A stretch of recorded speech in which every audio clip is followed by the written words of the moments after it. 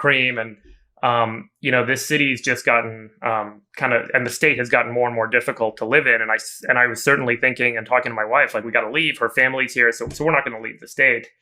But then I get a call last week that I think 18 of us were on with Governor Newsom. And, he made a couple of really interesting points that really did honestly reset my perspective. I've tried to take a step back and think a little bit more broadly about the long-term opportunity in California. The way this state operates right now, it's the fifth largest economy in the world. They ran a surplus. They're refinanced their debt. They've done a great job kind of managing kind of the fiscal gap that's being created by the COVID crisis. Governor Newsom made a point, like, we have had the California exodus story that's percolated and cycled really for decades. He pointed out an article, which I've not been able to find, but I've been looking for it, from Time Magazine from 1959, that were declared this is the year everyone's going to exodus out of the state. And we hear it every couple of years. There's some crisis that precipitates the mass exodus. And it hasn't happened because it is a great place to work. It's a diversified industrial base. It's not just tech. Tech is a lot of the growth, but there's a lot of industry here. Largest ag producer, largest large military aerospace industry, and on and on and on. It's a great diversified economy. It's a great diversified cultural base. It's by the oceans. It's by the mountains. It's an incredible place to live and work. And I don't think any of us want to give that up. And the media has done a great job kind of magnifying these small stories that aren't really a story. Governor Newsom made the case that this wealth tax proposal, was one assembly member. It didn't even get into committee. It wasn't even really being considered, but it kind of created this press flourish, and everyone got involved, and everyone I know kind of freaked out about it, and it became this kind of another catalyzing event, but it wasn't really real. So if we kind of broaden our perspective a little bit, both in terms of space and time, I think we get a little more kind of comfortable with, like, of all the places to live and all the places to work, this is the best. And you can go save some taxes and move to Austin, but I mean, then you got to go live in Austin, whatever.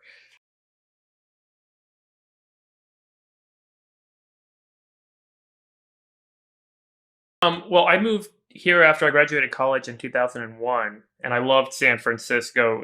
It was a quieter city and a quainter city. I honestly, over the years, have found the traffic and the congestion and the buildup of the city to be frustrating. I'm a little bit of a anomaly in this sense, because I think a lot of people, think that the city should continue to grow and progress and build housing and so on. Those are all, fine objectives. But I think the quality of life has degraded for some time in the city as infrastructure hasn't kept up with the changing pace of companies growing here.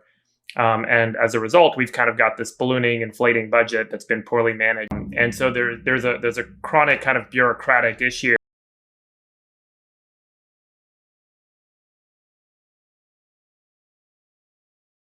There are some structural challenges in the state, right, guys? I mean, like, we should not forget the fact that there are some voter mandated, supported propositions that have passed over the last couple of decades that really create a structural challenge in terms of how do you allocate resources and capital, and how can you effectively govern in this state.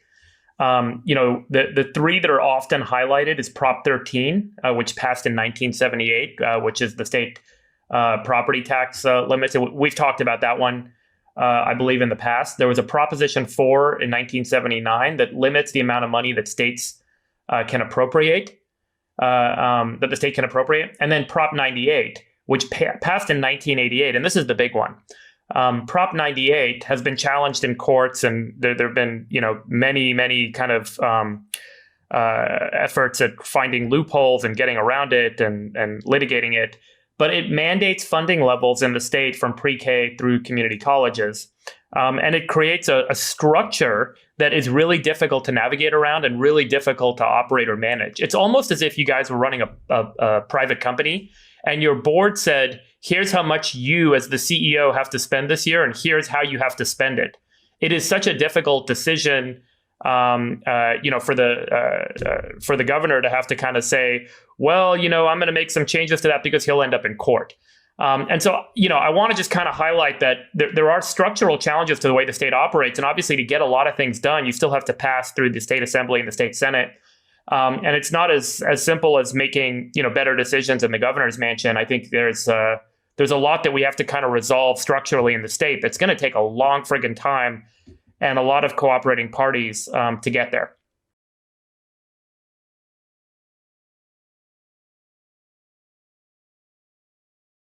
My last company, right, Climate Corp, we started out in 2006. We offered parametric weather insurance online. And so it was all about our mission was to manage and adapt to climate change.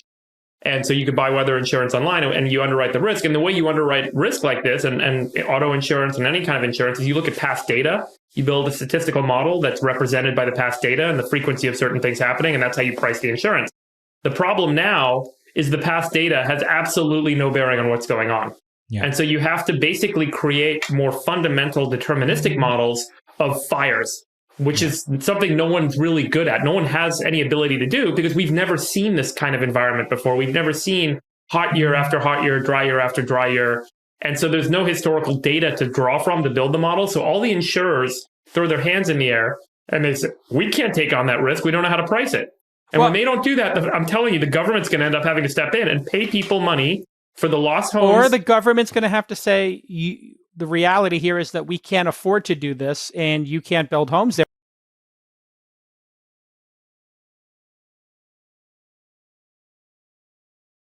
Come to when you look at this?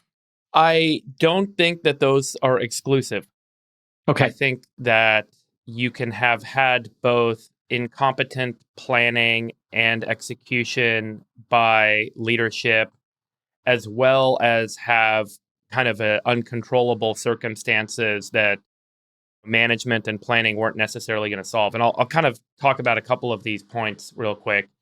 First of all, like we talked about when the hurricane hit a couple of months ago, remember? And as you guys know, I have an office or facility out in Nashville. So we were exposed to the flooding circumstances. And we talked about the frequency of that sort of an event having been such a rare occurrence, becoming more common.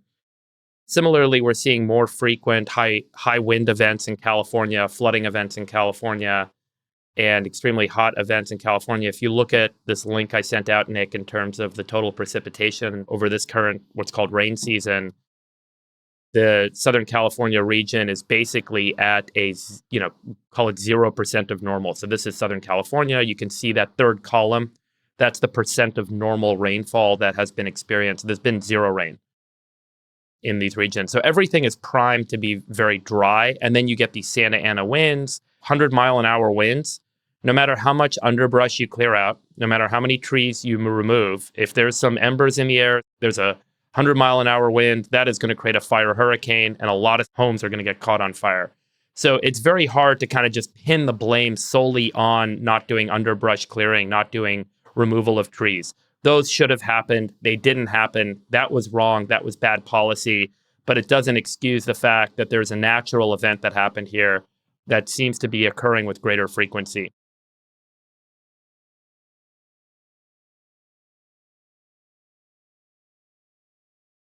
I was talking to Chamath about this earlier today because the California Coastal Commission was created by the voters directly in 1976.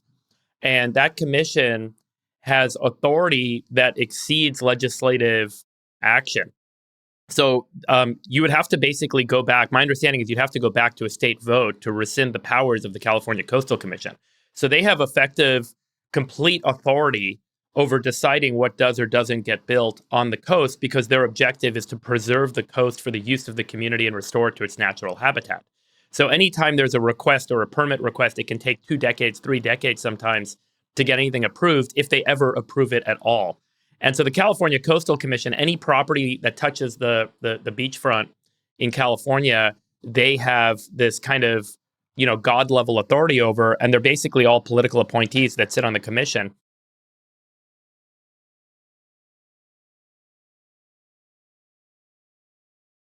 Now, what's happened is the insurance companies have these models. They're called CAT models or catastrophe models. It used to be 2 companies. One was called RMS. The other one was called EquiCat. And I used to work in this business, so I know it pretty well. And then all the companies started building in-house models, and now there's startups that make models. And these models have shown that there are increased probability of complete loss in a region because of the increased probability of these crazy weather events happening. And so the price of insurance should go up. Here's the problem. There are 50 state insurance commissioners in the US.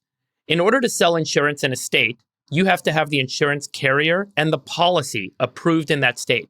And the states determine what rate or what price you can charge for insurance. So the state insurance commissions have a couple of goals. Number one is to keep all the insurance companies solvent. So they want to, check the financials of all the insurance companies, make sure they're not writing too many policies that they won't be able to pay out. The second thing is they want to make sure that the insurance companies aren't ripping consumers off. So they have control over the rates, and they don't want the rates to go up too much in any given year. So they're controlling rates and keeping them down. And then the third is they're supposed to make sure that consumers have access to insurance. And the third is a very hard thing to do if you're trying to keep companies solvent, so you can't write too many policies, and you're saying, hey, you can't raise prices. And meanwhile, the probability of loss has gone up. So the insurance carriers are like, what choice do I have? So earlier this year, State Farm pulled out of Palisades. They stopped writing fire insurance at Palisades. They canceled 1,600 policies in the exact neighborhood that just burnt down. What about the timing of that, Friedberg? That was 3 months before, 6 months before this happened? It's I think not it was like just 6 that, months before. But it's not. It seems crazy. But as you know, in Tahoe, a lot of the policies have been canceled. Yes. So it's just crazy timing. It's a crazy coincidence. And remember, in wine country, we had a lot of wipeouts. All of Santa Rosa was burnt out a few years ago. You guys remember that? And so they started pulling out of there. So a lot of the carriers are generally pulling out of California because when they go up to the DOI and they're like, hey, we need to raise rates we need to double the price of insurance. We need to triple the price of insurance. This is now a 1 in 20 year event. The Department of Insurance says, no, we're not going to let you charge that much to consumers. And then the carrier's like, okay, we got no choice. And they exit the market.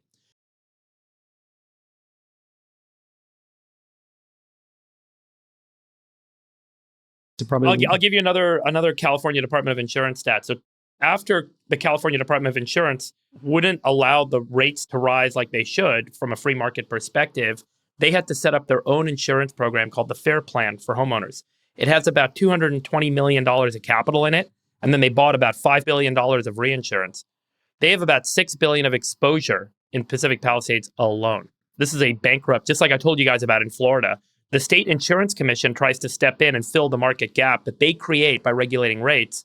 And then they don't have enough capital to actually fill the gap because the reason the rates want to go up is because the thing costs more than the state is willing to admit. So they're distorting it. They're putting their thumbs on the scale and they're distorting it even more, which creates a bigger crater. They're driving real estate value up because they're not allowing the cost of insurance of that real estate to naturally float. And so by driving real estate values up, the economy looks good. They make property taxes, income comes in. But at the end of the day, the bill is going to come due. And in the case of Florida and in the case of California, either the state government or the federal government's going to step in and pay the difference. And at some point, taxpayers are going to look at the fact that they're paying some percentage of their income to support someone else's home value. And they're going to say enough is enough. And enough of these sorts of events start to happen. And then the legislative change, I think, will happen that says, this, it doesn't make sense. We have to make a change. And I think we're getting pretty close after the series of events.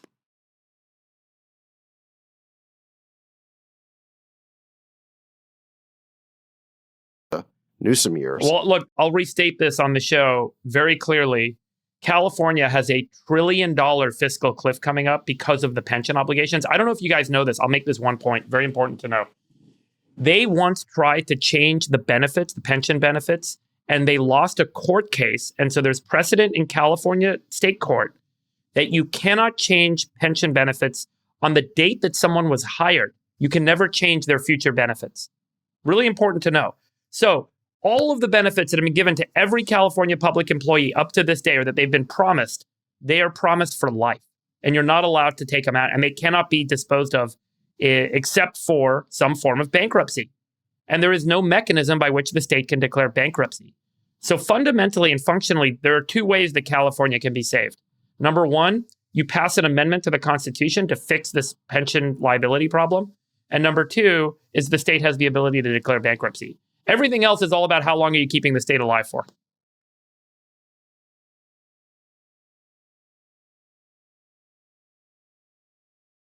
But I think that's what's worth taking note of is the revenue dependency the state has. As you all know, the top tax rate in California is 14.4% today. Personal income tax is $142 billion of the state's revenue. Okay? That is $211 billion of revenue the state generates. 142 of it comes from personal income tax. The top 1%, 150,000 people, pay 70 billion, pay half of that tax, of that income. So 70 billion of the state's 210 billion income comes from just the top 1% of payers, 150,000 people who are already paying the highest tax rate in the country. The top 1,000 people in the state of California pay roughly 22 billion a year. So more than 11% of the state's income. The corporate tax is one of the highest in the country at 8.9%, $43 billion. So it's cheaper to move out of state. If you look at some of the other states, Florida, 5.5%, Texas, Tennessee's 6.5%, and Texas is 0. So now if you kind of look at what's happening, there's a massive exodus underway. The corporate exodus, because of the high tax rates, since 2019, at least 15 Fortune 500 companies have moved out of California, moved their headquarters out, not to mention all the local franchises and everything that moved out. 2,100 companies that are mid or large size have moved out of California since 2019. At least 5% of California jobs have been lost as these companies have moved out of the state. And this is the more important and crazy statistic. No one pays attention to this, but we are seeing an average annual exodus of 1 to 1.5% of personal income, meaning the AGI, the adjusted gross income. So people that earn money, about 1 to 1.5% of that income is leaving the state every year right now. That might not sound like a lot, but after 10 years, you've seen 15% of the state's income leave. And obviously with the new billionaire tax that's being proposed, we're going to see an acceleration as the numbers come out for 2025. There's, as we all know, personal friends that have left the state in 25 and many more that'll leave in 26, including our friend David Sachs. So there is a spiraling of a loss of revenue while there is a ballooning in costs. And this is fundamental to the spiraling problem that's occurring. So now, in order to try and make more money, the state has to go further down. They can't just go to the corporates and the high net worth earners. They're now going to the average Californian. So I